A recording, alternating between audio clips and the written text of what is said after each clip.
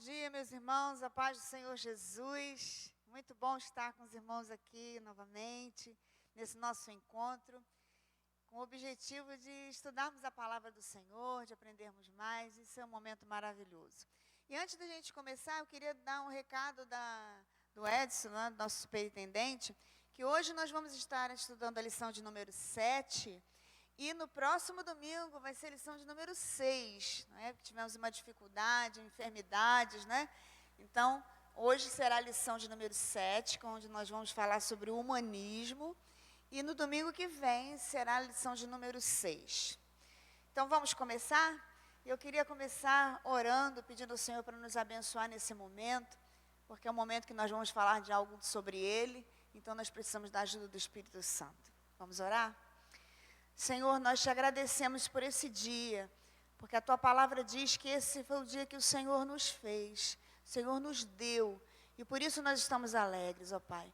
Pedimos a Tua bênção para esse momento, onde vamos estudar a Tua palavra, vamos pensar sobre ela.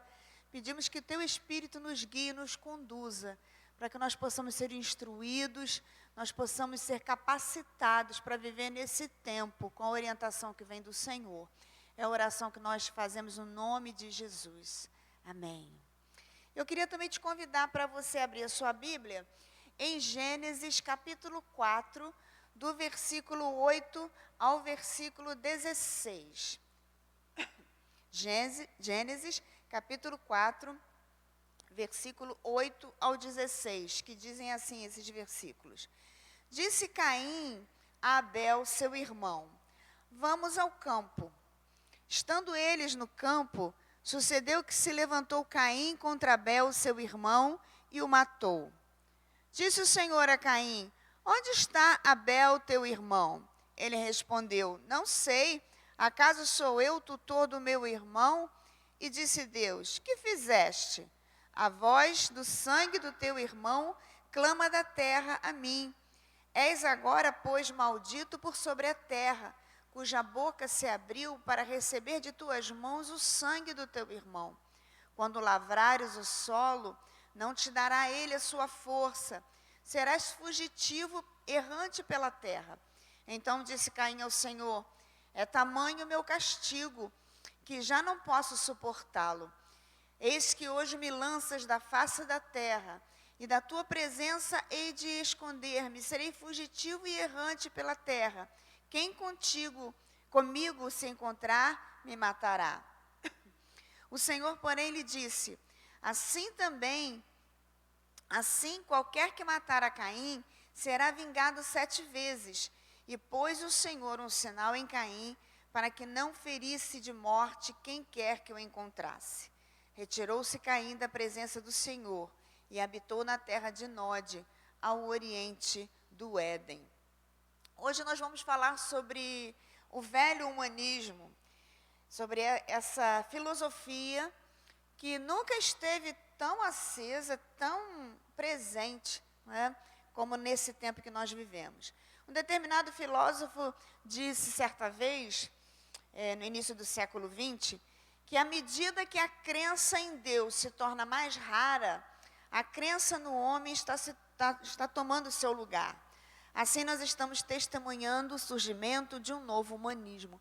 E é o que nós temos percebido ao longo desses anos, né? Desde muito antes desse filósofo falar isso, o humanismo já estava presente, e hoje, mais do que nunca, isso nós percebemos. A crença em Deus, a cada dia que passa, ela se torna mais incomum, mais rara.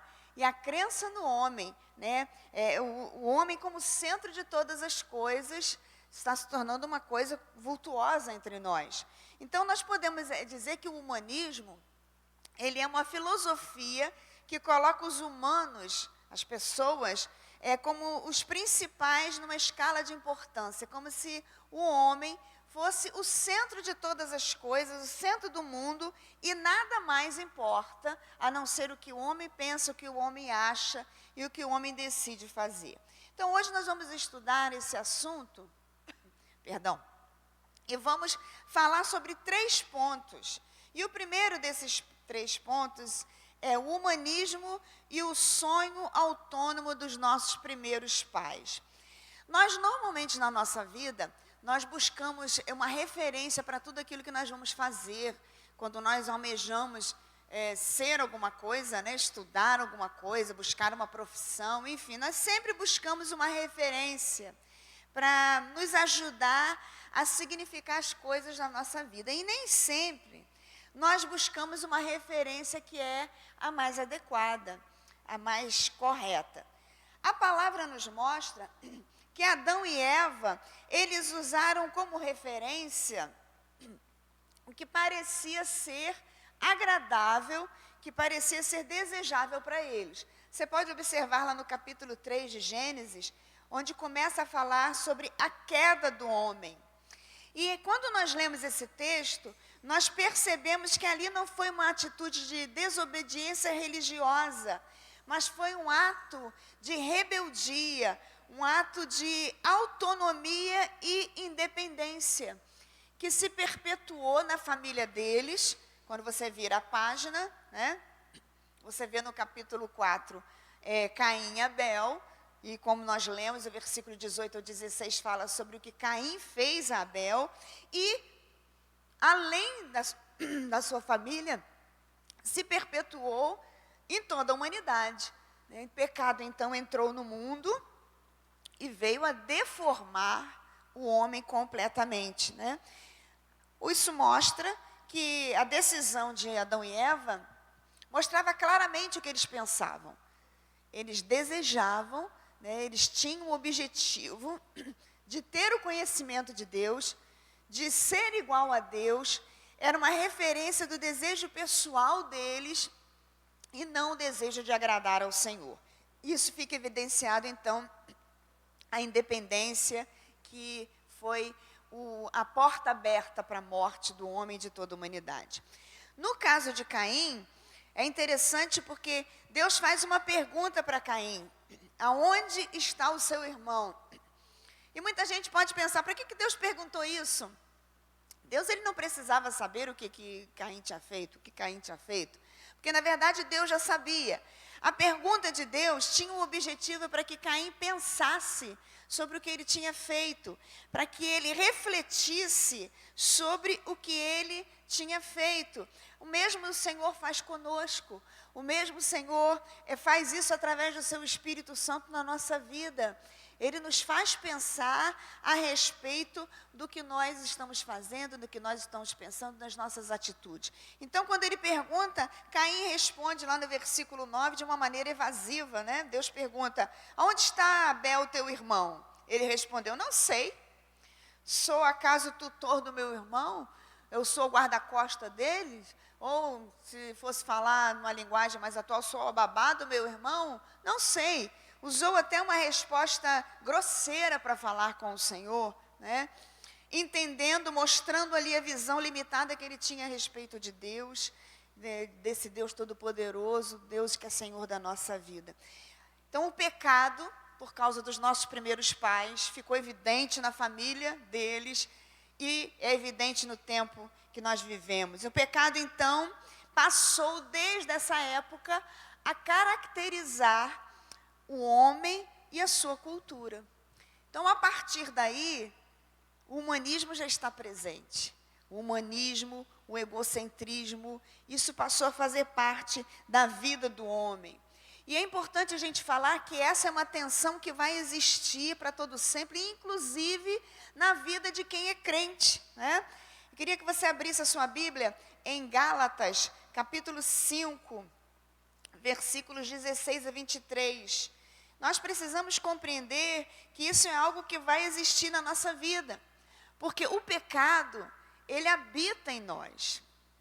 A Bíblia fala isso, que nós fomos concebidos em pecado. Contudo, a partir do momento que nós recebemos a Jesus, ele não tem mais domínio sobre a nossa vida. O Espírito Santo nos dá legalidade para falar isso e nós precisamos viver uma vida em comum com o Espírito Santo. Olha o que Gálatas, capítulo 5, versículo 16 ao 23 nos diz: digo, porém, andai no Espírito e jamais satisfareis a concupiscência da carne. porque a carne milita contra o espírito, e o espírito contra a carne, porque são opostos entre si, para que não façais o que porventura seja do vosso querer. Mas se sois guiados pelo espírito, não estáis sob a lei. Ora, as obras da carne são conhecidas e são prostituição, impureza, lascívia, idolatria, feitiçarias, inimizades, porfias, ciúmes, iras, discórdias, dissensões, facções, invejas, bebedices, glutonarias e coisas semelhantes a estas, a respeito das quais eu vos declaro, como já outrora vos preveni, que não herdarão o reino de Deus os que tais coisas praticam.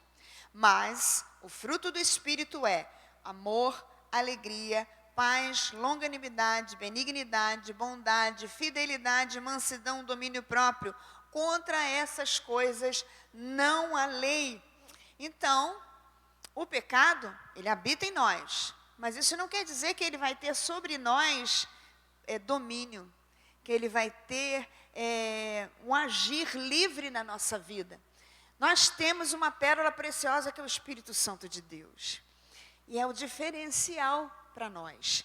Nós somos diferentes das pessoas que ainda não professam a fé em Jesus, exatamente nesse ponto.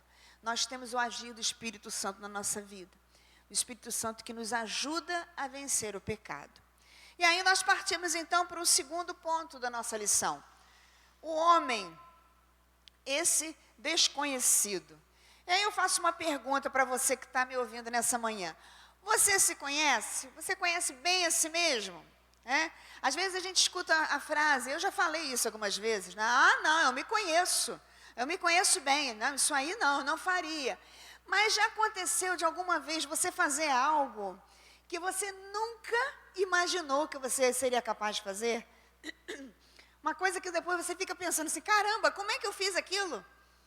Comigo já aconteceu isso, né? De ter uma atitude e falar, meu Deus, como eu fui capaz de fazer aquilo?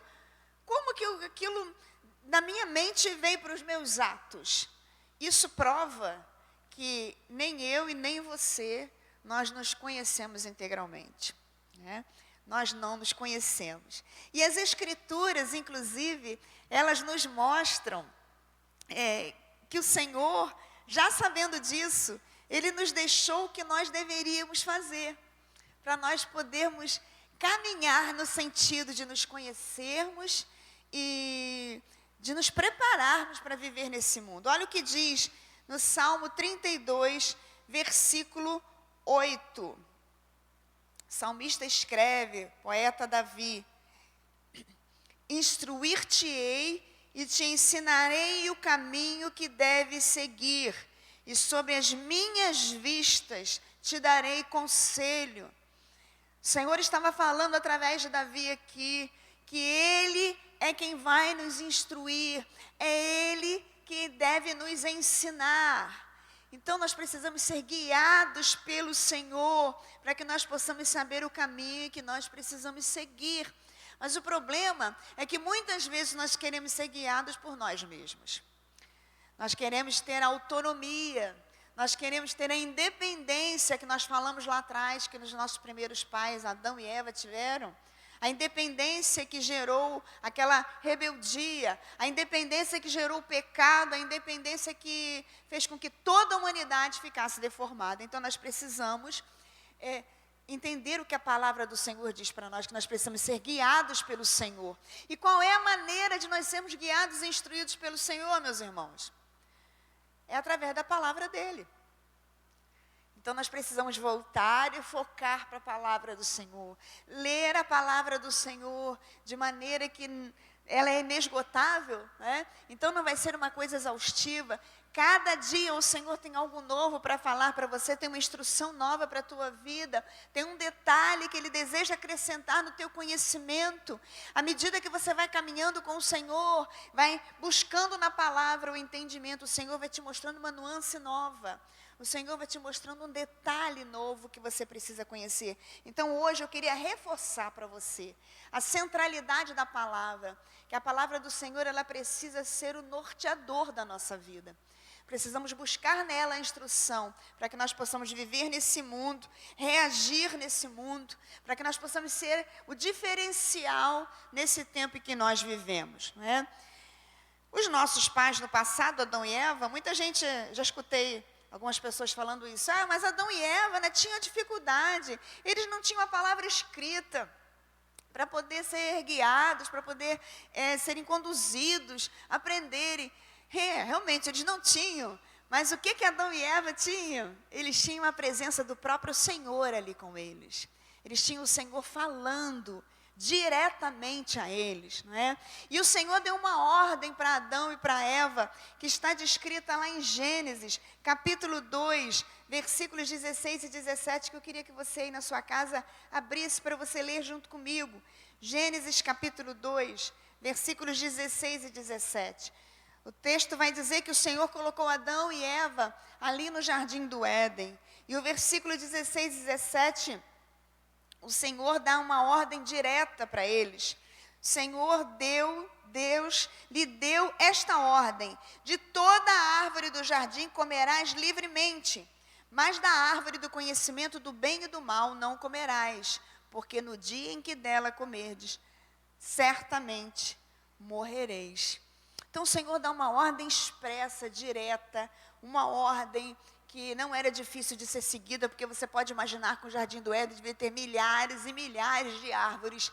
Deveria de ter árvores muito mais bonitas do que a árvore do conhecimento do bem e do mal, porque o nosso Deus é um Deus criativo. Só você olhar para a natureza e você ver como o Senhor é criativo. É impossível que a árvore do conhecimento do bem e do mal fosse tão linda e tão maravilhosa, a ponto de chamar tanta atenção assim, não é? Então eles tinham a possibilidade de ir para outras árvores. O Senhor falou que apenas uma delas não deveria de ser, não deveria o fruto ser escolhido para ser comido, né? Mas Adão e Eva, o que eles fizeram? Eles preferiram a sabedoria que supostamente a árvore teria. Eles desejaram e eles foram ali, andaram ali por volta, né? A palavra fala que Eva teve um encontro ali com aquela serpente. A serpente, então, começa a conversar com Eva. É muito interessante quando a gente vê isso, porque a serpente chega ali e começa a perguntar: dessa árvore vocês não vão comer? Não, Eva disse, né?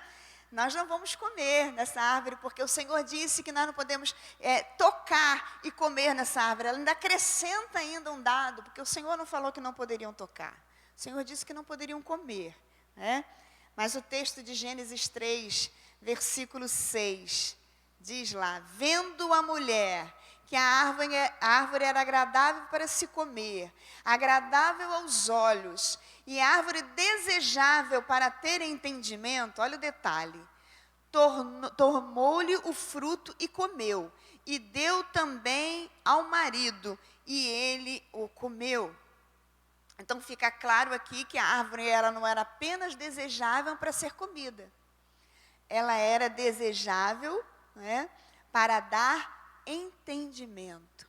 Então fica claro que eles desejavam ali ter o sucesso pelos seus próprios méritos, e nós sabemos o resultado. O resultado foi o pecado, essa desastrosa deformação, né, que entrou na nossa vida, essa deformação que faz com que nós tenhamos uma ideia totalmente deformada a respeito de Deus.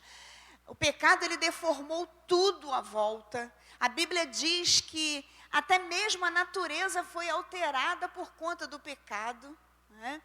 A Bíblia fala, inclusive, que toda a criação geme na expectativa da volta do Senhor, por causa dessa deformação que o pecado fez na vida do homem, através de Adão, através de Eva. E aí nós podemos pensar na pergunta retórica que Davi fez no Salmo 8, versículo 4, quando Davi diz: que é o homem mortal para que te lembres dele? O filho do homem para que te visites? Então nós poderíamos pensar que esse homem que tomou a decisão por si só, ele poderia ter sido abandonado por esse Deus. Ele poderia ter sido deixado por esse Deus. Mas a palavra nos fala que o Senhor, ele nos amou, que o Senhor, ele se importa conosco, não é? Esse Deus tão grande, esse Deus tão maravilhoso, esse Deus que criou esse universo inteiro que nós temos, né? A nossa galáxia, ela é uma coisa muito ínfima nesse universo todo que o Senhor criou. Se nós formos pensar em nós mesmos, como nós somos seres complexos, como o Senhor colocou tanto dele em nós, mostrando que Ele é um Deus grande e poderoso. Só você olhar para você e pensar, por exemplo, no seu cérebro. Quando você pensa que o seu cérebro tem cerca de 100 bilhões de neurônios, células nervosas, que nós não sabemos nem 10% da capacidade do nosso cérebro. Isso mostra a grandiosidade do nosso Deus. Mas esse Deus, apesar dele ser tudo isso, diz a canção que nós gostamos de cantar, né? Apesar da glória que tens, tu te importas comigo também, e esse amor tão grande eleva-me, amar-me a ti. Por quê? Porque o Senhor, Ele é tremendo, o Senhor, Ele nos ama, o Senhor, Ele se importa conosco. O Senhor se importava com Adão e Eva, o Senhor os amava com amor eterno também, e assim é comigo e com você. Então, celebre ao Senhor esse amor que Ele tem por você, pela sua família, pelo mundo inteiro. O Senhor te ama. Isso é motivo de nós adorarmos o Senhor e exaltarmos o seu nome. Terceiro ponto da nossa lição fala sobre as expressões que o humanismo traz, as expressões que são comuns no meio dessa conversa sobre o humanismo, né? Então, nós vamos usar aqui 4 expressões que são muito comuns dentro dessa filosofia humanista. A primeira expressão é o subjetivismo ético. O que é isso? A validade da verdade está limitada à pessoa que julga. Toda certeza é pessoal. Toda certeza é pessoal e toda verdade, ela é subjetiva, ela é intrínseca, ela é da pessoa. Então, cada pessoa, dentro dessa ideia, ela tem uma verdade, né? Isso é muito perigoso. Por quê? Porque cada pessoa, ela tem condições diferentes, ela está inserida em realidades diferentes, né? Então, o que pode trazer prazer para ela ali, naquele lugar, naquela situação que ela vive, para outro, pode não trazer, né? E isso abre espaço para nós pensarmos nas arbitrariedades que esse tipo de pensamento pode trazer. Porque, então, quem julga, ele pode formular as opiniões de acordo com os seus interesses, colocando-se na posição de que o que ele pensa, de que ele traz, é o que está certo. E aí eu queria que você pensasse junto comigo sobre o que diz Isaías capítulo 5, versículos 18 ao 23. Abra sua Bíblia para que você possa ler aí junto comigo. Isaías capítulo 5, versículos 18 ao 23, que diz assim: Ai dos que puxam a iniquidade com cordas de vaidade, e o pecado com tirantes de carro, e dizem: avie-se e acabe a sua obra, para que a vejamos. E aproxime-se, veja, e venha o conselho do Santo de Israel, para que o conheçamos. Ai dos que ao mal chamam bem, e ao bem mal, que fazem das trevas luz, e da luz trevas, e fazem do amargo doce, e do doce amargo. Ai dos que são sábios aos seus próprios olhos, e prudentes diante de si mesmo. Ai dos que são poderosos para beber vinho, e homens de poder para misturar bebida forte. Dos que justificam ao ímpio por suborno, e aos justos negam a justiça. Esse texto, ele está, vamos dizer, de acordo, diretamente ligado àquele texto que nós lemos do Salmo, quando o Senhor fala que é Ele que nos instrui, é Ele que nos ensina, é Ele que nos mostra o caminho. Salmo 119 fala: lâmpada para os meus pés é a tua palavra e luz para o meu caminho. Então é como se fosse uma lanterna, onde eu vou, no caminho que eu estou andando, eu vou iluminando aquele trecho que eu estou andando, para me mostrar que perigos tem naquele caminho. De repente, naquele caminho que eu estou, eu percebo, por causa da iluminação, que eu não posso continuar naquele caminho, eu preciso ir por outro caminho. É isso que a palavra do Senhor faz. Ela nos direciona, ela nos mostra. E ela é absoluta, ela é completa. Nós precisamos ter, então, a direção da palavra do Senhor na nossa vida, que é o padrão de Deus para nós. Segundo ponto dentro do humanismo, segundo aquilo que é comum dentro do humanismo, é o relativismo.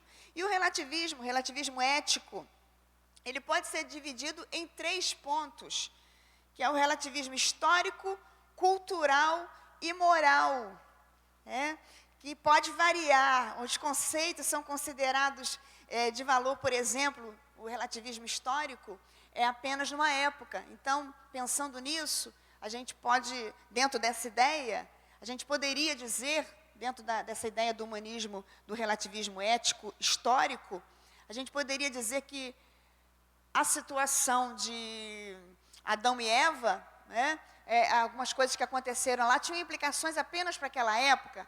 Algumas coisas que o Senhor falou para Abraão poderiam ter utilidade apenas naquela época de Abraão. Coisas que Jesus falou no Novo Testamento teriam implicação, teriam importância direta, especificamente para aquele tempo do povo judeu ali, debaixo do domínio dos romanos, ali no primeiro século da era cristã.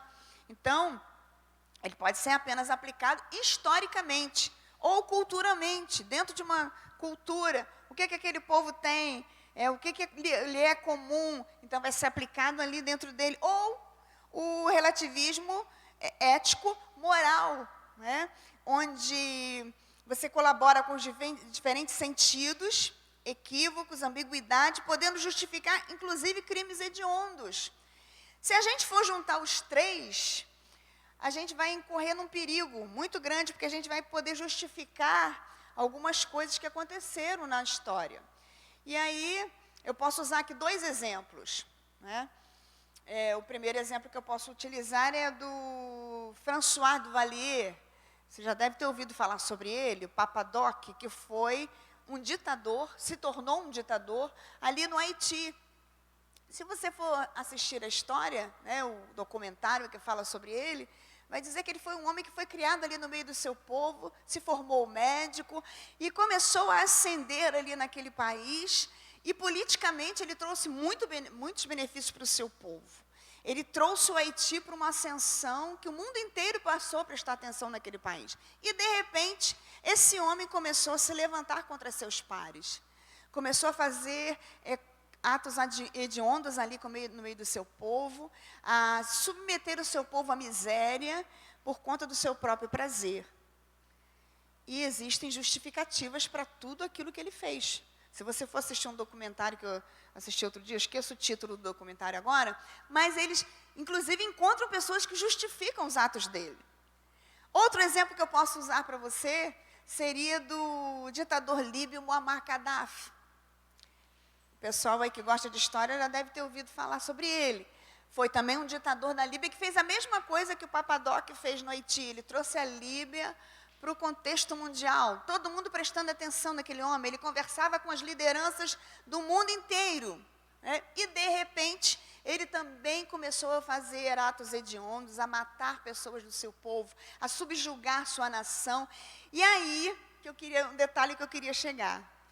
Às vezes, a gente faz uma ideia muito errada, A gente julga na nossa visão, como eu falei, às vezes nós não nos conhecemos completamente, E nós, às vezes, julgamos pessoas por aquilo que nós estamos vendo e estamos analisando de fora. Quando eu estava assistindo um documentário falando sobre o Gaddafi, eu fiquei, assim, admirada, quando eu soube que um determinado líder político que eu admirava muito, ele era um apoiador de Gaddafi, era amigo dele pessoal, que o visitava, que lhe dava conselhos, que estava sempre com ele, que foi Nelson Mandela. Isso me deixou chocada. Por quê? Porque eu achava que aquele homem era um homem de uma sabedoria, as atitudes dele, e ele era amigo de um ditador, um homem vil, um homem terrível, que acabou sendo morto, inclusive, pelo seu próprio povo. Isso nos mostra, então, que nós precisamos ter muito cuidado. Precisamos analisar diante de um padrão. E como nós estamos falando desde o início, o padrão para nós analisarmos todas as coisas nesse tempo que nós vivemos é a palavra do Senhor e só ela, Dentro dessa ideia que eu acabei de falar, nós poderíamos justificar Adão e Eva. Nós poderíamos justificar Caim e Abel. E se você for conversar com muita gente que pactua com essa filosofia humanista, eles vão justificar. Então nós precisamos ter cuidado, querido. Nós precisamos usar a Bíblia como nosso norte. Precisamos usar a Bíblia como aquela que vai nos direcionar, que vai mostrar o caminho que nós precisamos seguir. Terceiro, o pluralismo, que num sentido bem amplo, é um reconhecimento da diversidade, né? Então, nesse mundo que nós vivemos, essa palavra tem sido muito utilizada, o pluralismo. Nós somos plurais, né? Tem até emissora que usa esse slogan, nós somos plurais, né? E nós somos plurais, nós somos diferentes mesmos, né? Temos conceitos diferentes, né? E segundo essa ideia, todos os conceitos, mesmo diferentes, eles não são excludentes, ou seja, você não tira nada. Seja certo, seja errado, né, essa ideia não vai ser excluída. E o perigo já está por si só aí. Né? Então, não há verdade absoluta para avaliar o que se propõe ser verdadeiro. Né? E tem uma frase que a gente escuta muito: quem sou eu para julgar? A gente escuta muito essa frase. Quem sou eu para julgar? Realmente, eu e você não somos ninguém para julgar. Nós seremos julgados pelo Senhor e pela sua palavra. Então, por isso, mais do que nunca, para mim, para você, para servos do Senhor Jesus, a palavra do Senhor precisa ser o norte para a nossa vida. Ela precisa nos mostrar aonde nós erramos, o que nós temos feito, que está em desacordo com a palavra. O que está fora da palavra não é padrão de Deus e precisa ser rejeitado. Né? Então, os mandamentos do Senhor, eles são imutáveis.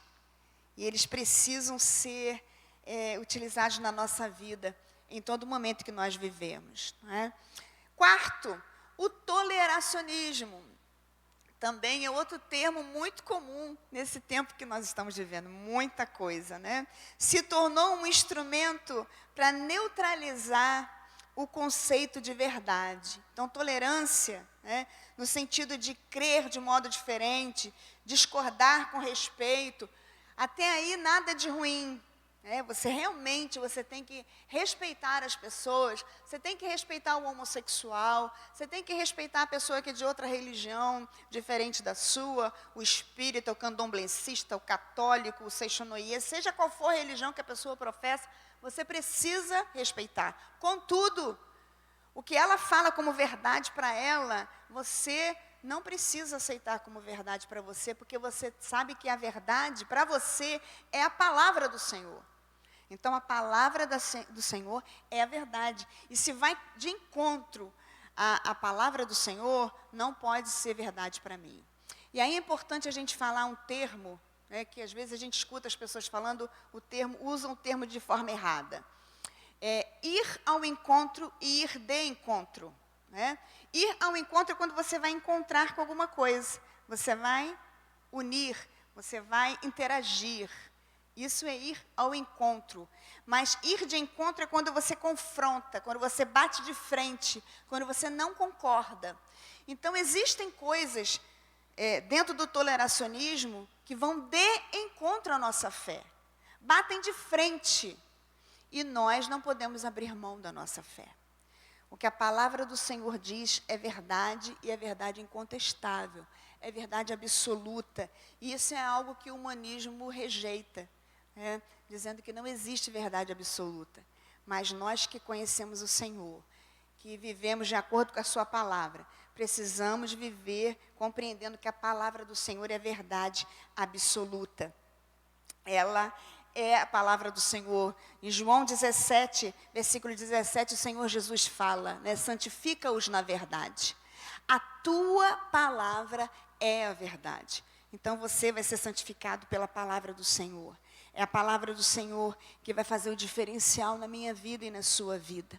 É a palavra do Senhor que vai dar para você armas espirituais. É a palavra do Senhor que vai dar para você embasamento, para você falar, para você orientar, para você dizer o pensamento de Deus a respeito de determinado assunto.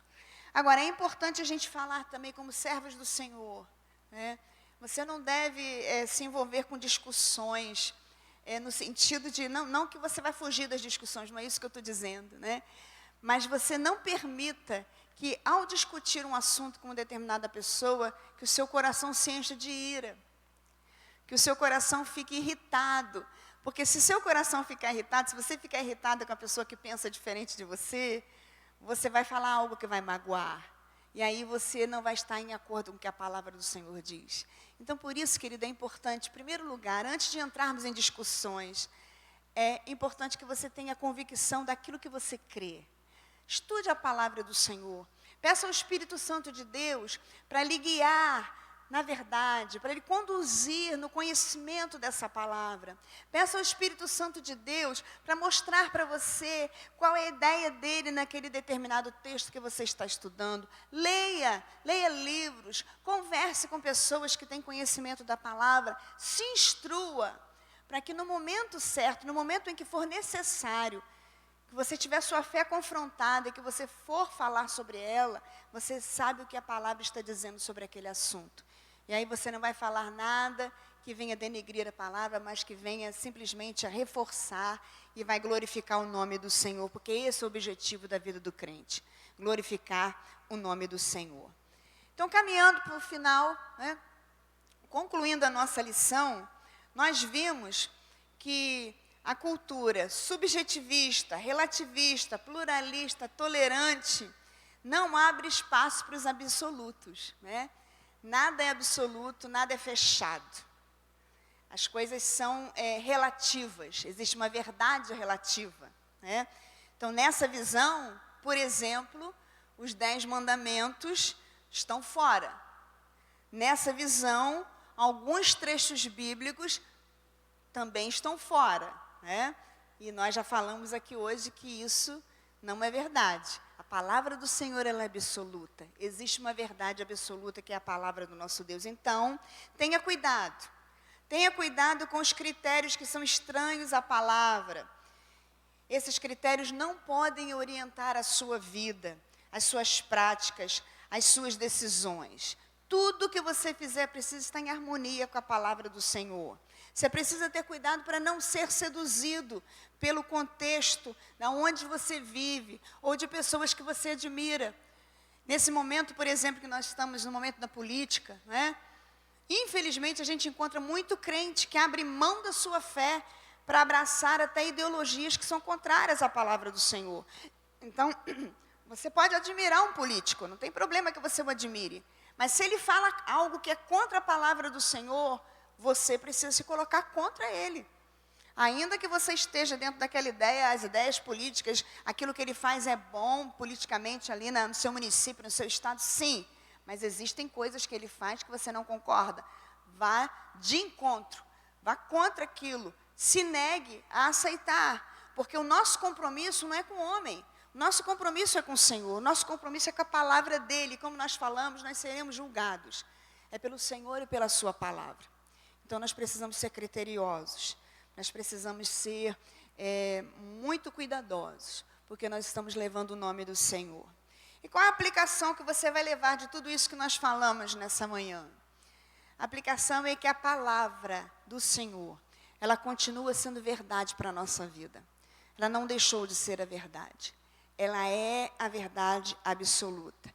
Por ela, o Senhor nos guia e orienta em todas as áreas e todas as fases da nossa vida. Eu queria terminar essa nossa conversa lendo o Salmo 73, versículos 23 e 24, para que nós possamos fechar essa nossa conversa nessa manhã. Salmo 73, versículos 23 e 24, que diz assim: Todavia, estou sempre contigo, tu me seguras pela mão direita, tu me guias com o teu conselho e depois me recebes na glória. Olha que coisa maravilhosa que o salmista está escrevendo, o Salmo de Asaf.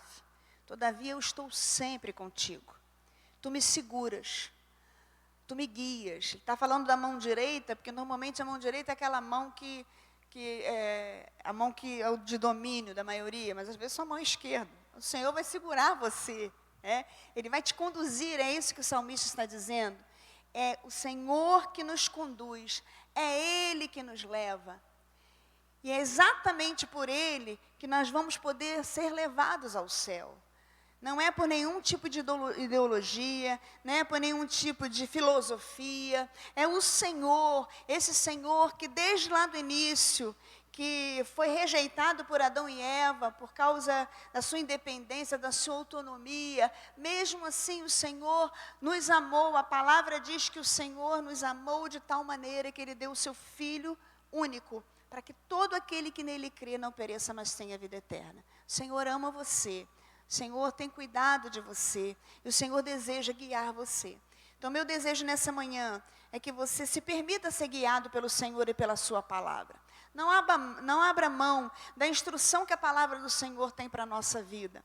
Faça da palavra o seu norteador. Faça da palavra o seu instrumento, o seu mapa, a sua bússola, para te guiar, para te conduzir nesse mundo, nesse mar que a gente vive. Os dias são maus. Os dias são péssimos e nós precisamos estar firmes, porque a palavra do Senhor diz que o Senhor, Jesus nos prometeu que no mundo nós teríamos as aflições, mas que nós tivéssemos bom ânimo, porque Ele estaria conosco. Assim como Ele venceu, nós também vamos vencer. E a palavra do Senhor é ela que vai nos dar condições para isso. Então que o Senhor te abençoe, que Ele faça você nessa manhã ser grandemente abençoado pelo Senhor. Eu tenho certeza que o Senhor tem muita coisa para falar contigo no dia de hoje ainda. E que o Espírito Santo de Deus complete aquilo que não pôde ser dito de maneira mais clara. Então que o Senhor te abençoe no nome de Jesus. Graça e paz.